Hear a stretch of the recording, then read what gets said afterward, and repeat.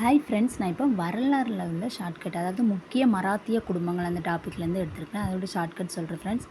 அதாவது cake what Baroda, அதாவது கேக்கும் புரோட்டாவும் ஒரு கடையில் இருக்குது அப்படின்னு மாதிரி நான் வச்சுக்கோங்க. சாப்பிட்றோம் அப்படின்னு நான் வச்சுக்கோங்க.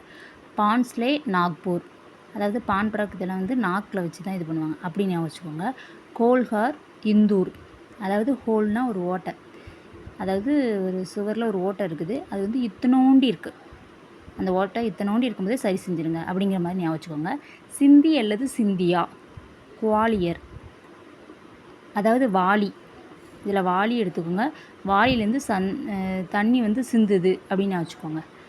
பேஜ்வா பூனை, அதாவது பூனை ஃபேஸாக, அதாவது ஃபேஸாக ஆக்டிவ் பண்ணுது.